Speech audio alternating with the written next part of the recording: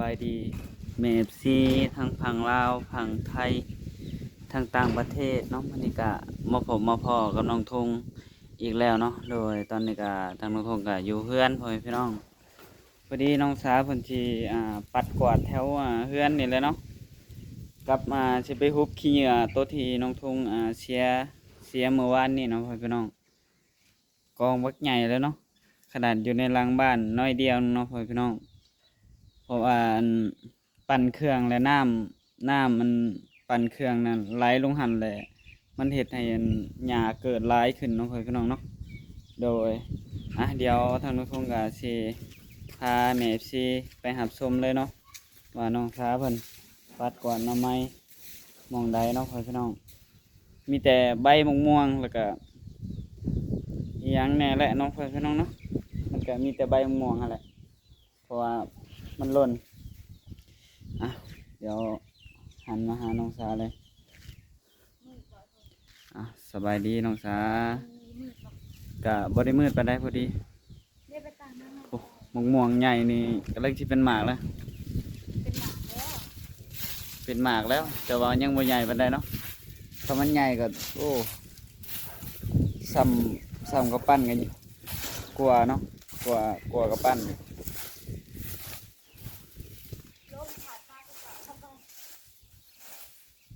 ปัดกวาดตอนลม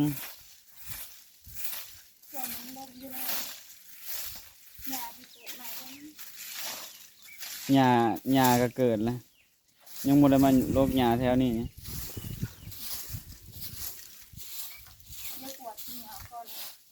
ค่าให้เพิ่นเว้ากับน้องสาเนาะทางน้องทงก็บ่ได้ฮู้คิดว่าแม่ FC เพิ่นซื้อให้มื้อนี้เฮา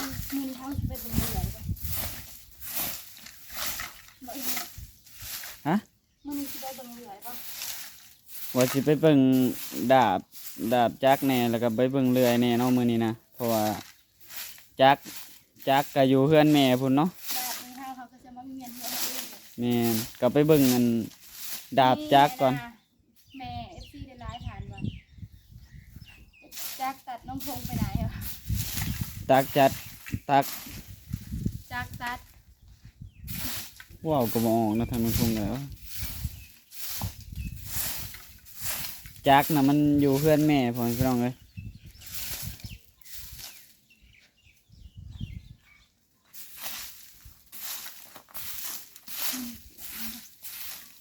ปวดหัวเราก็มาเก็บเอากัน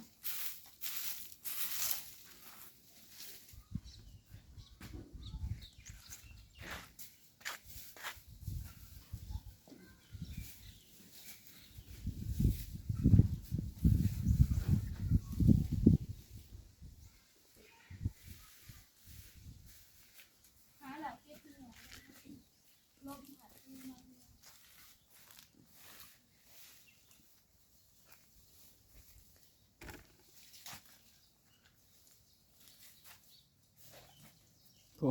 ไก่เคียอีกเลยพักนี่ก็ได้นี่แจนี่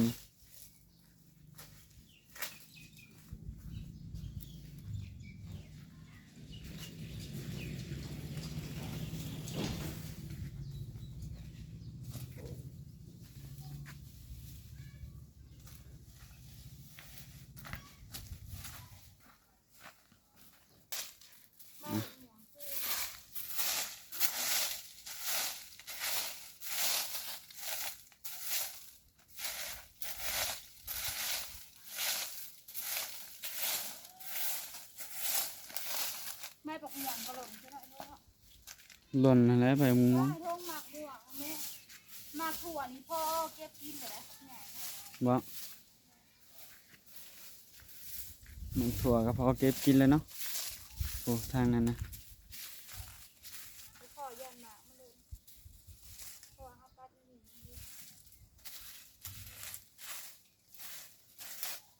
มองมีมักถั่วกับบ่ปัดออกติล่ะปัดได้อยู่ปัด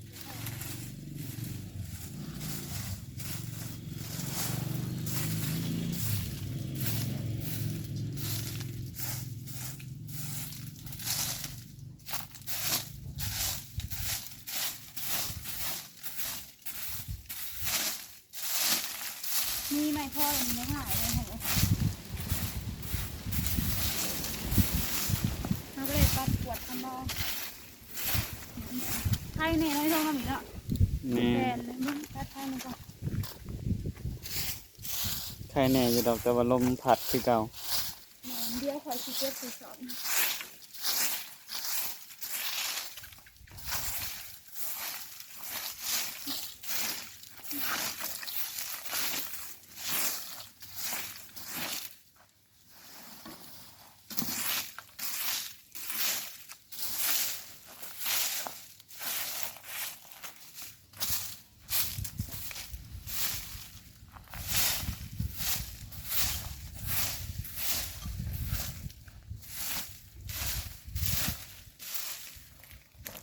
เก็บก็ได้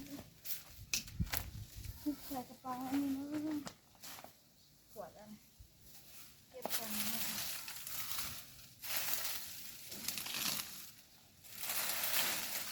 กระสอบขาดแล้วก็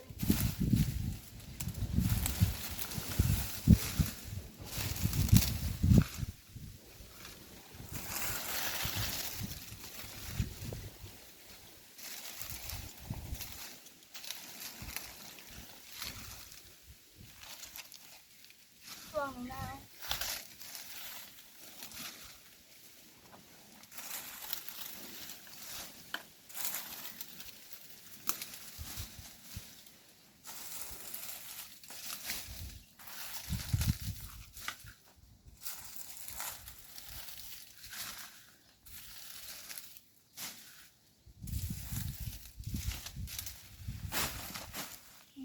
เดี๋ยวแล้ว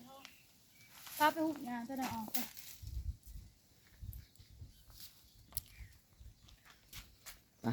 ทางลุงทงก็ เสียแฟนหมดเลยเนาะ เชียร์แปลนมาเลยแถวนี้โอ้ป้ามังมี่นี่เริ่มตีตาเราไปจักนี่หรือว่ายังบ่ใหญ่พอเนาะ ไปเบิ่งดู แดดส่องอันนี้ให้น้องสาวเป็นปัดกวาดแถวนี้อันนี้ก็ใบมังมี่เนาะ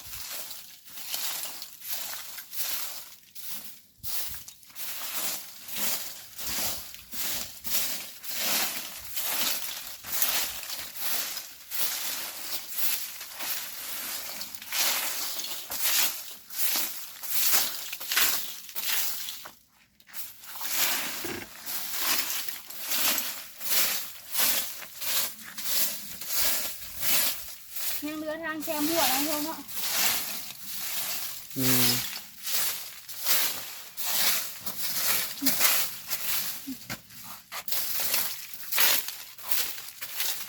ปุ๊บจูดรถเป็นอะไรน้องสาว ฮะ ปุ๊บจูดเลยวะ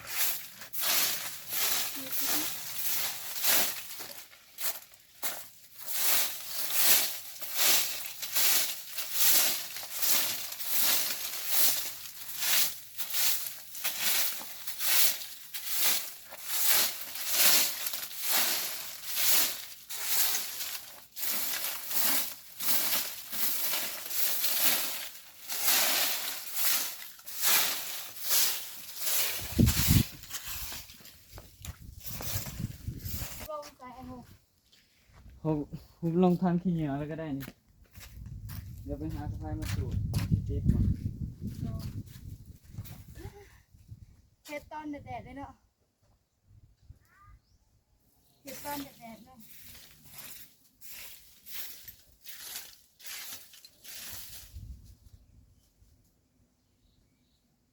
ยังเหลือทางแคมหัวยังเหลือ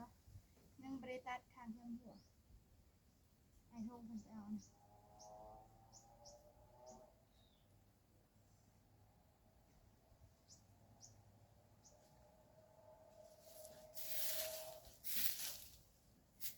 เดี๋ยวก็คือเอา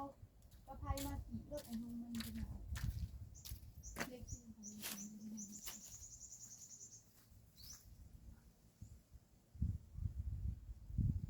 คือปัญหาจูด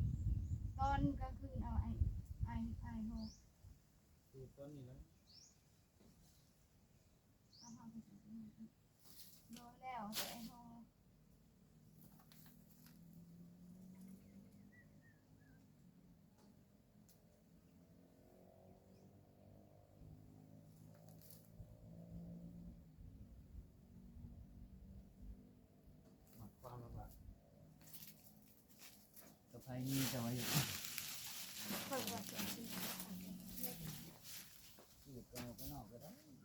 อยันขึ้นมา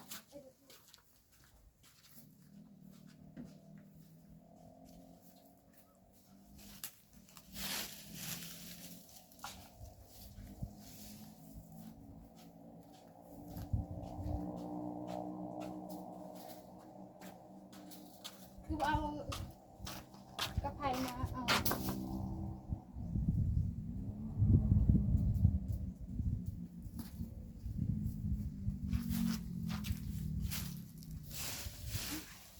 ห่อนทางราคาพากันเห็นตอนเด็กๆได้เลยค่ะ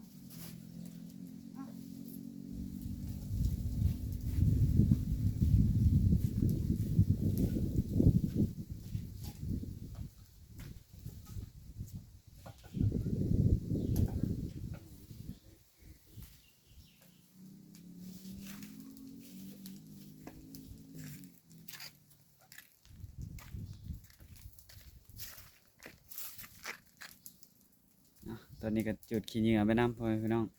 ไปไอ้ทงมาหุบล อ๋อง ควันทึมๆเลย มาหุบลงเลย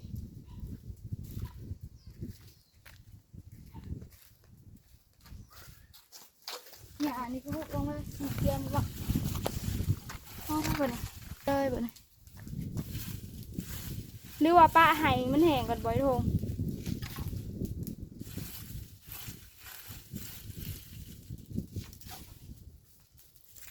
เอาหญ้านี่มันแห้งแล้วก็จูดเห็ดเป็นขนก็ได้เลย โดยตอนนี้ไอ้ทงกำลังกวาดขี้เหงื่อเนาะพากันเห็ดตอนแดดๆเลย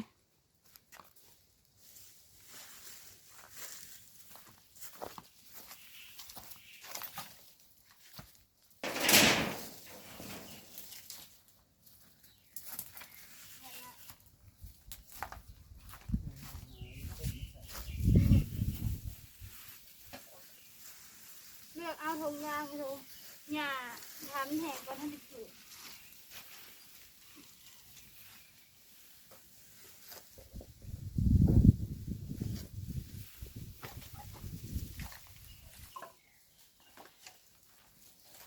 ออกมาได้เลย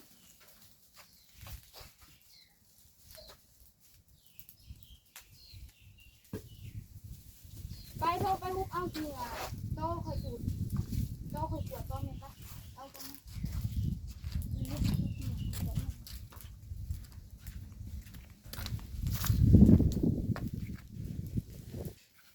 ตอนนี้ก็มาฮุบเอาขี้เหงื่ออยู่พี่เนาะพ่อแม่พี่น้อง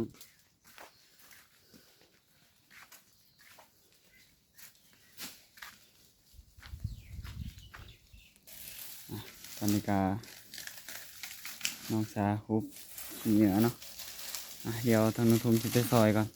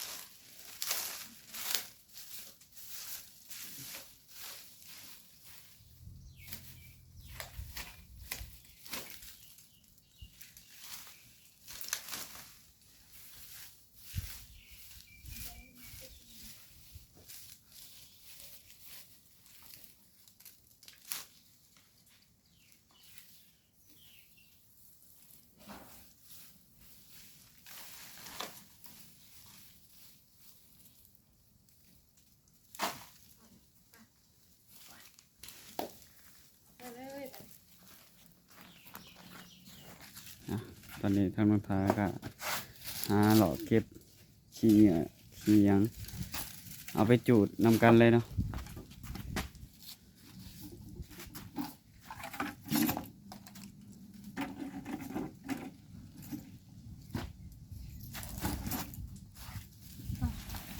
ให้ลูกแห้งเลย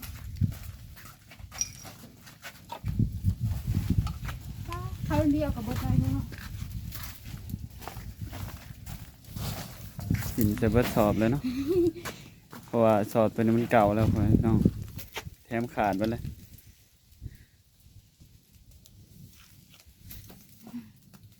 มาดิ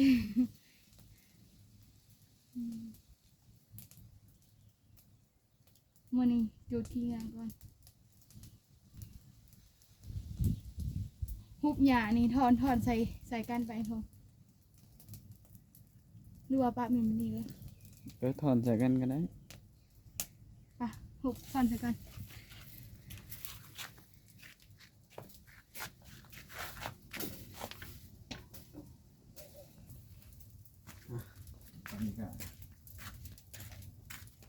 ปุ๊บหยาถอนสกันไว้เนาะ มันยังบ่แห้งบ่พอจูดมัน ถามแห้งเลยบ่นุ่มมีน้ำบ่น น่าจะมีแหละ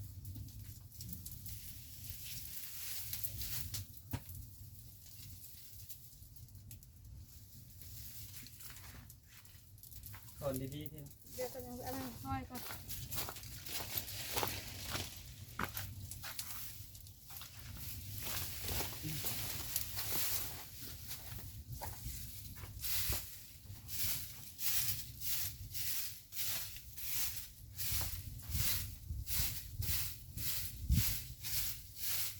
เดี๋ยวๆไปเอานะ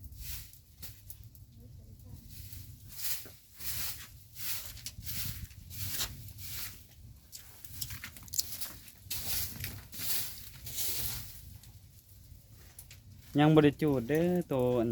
นี่เนาะวานนี้ ตายทงนะใครดูขึ้นถึง จูดขี้เหงื่อก็ไผลุกบ่บาบแล้วเดี๋ยวจูดจังหน่อย เบิ่งมันก่อนเนาะย่านมันลามไปดูที่ แม่นย่านมันลมพัดแล้วย่านมันปลิวไปทั่วที่ก็เบิ่งจนมันไหม้เบิดพุ่นแหละ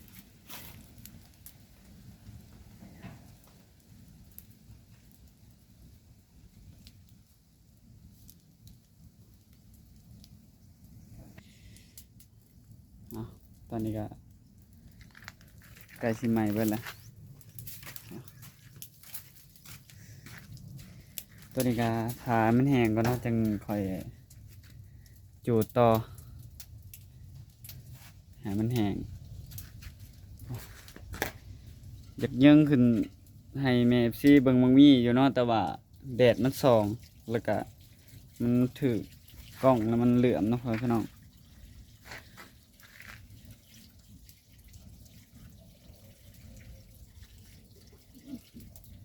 ล้างมือก่อนทอด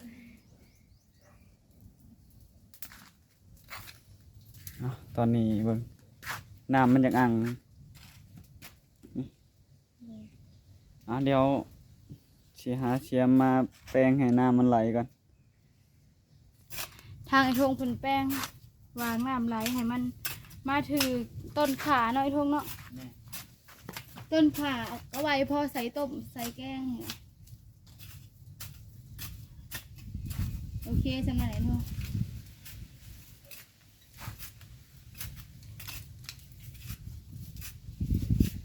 จังบ่ได้โฮด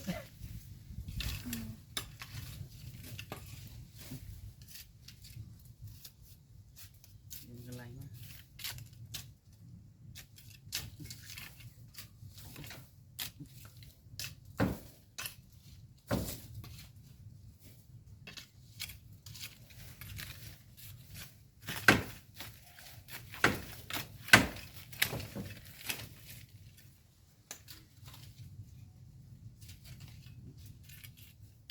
เมื่อได้ใช้น้ำหลายๆมันกันไหลมาเลย แต่นี่น้ำในหนึ่งเนาะ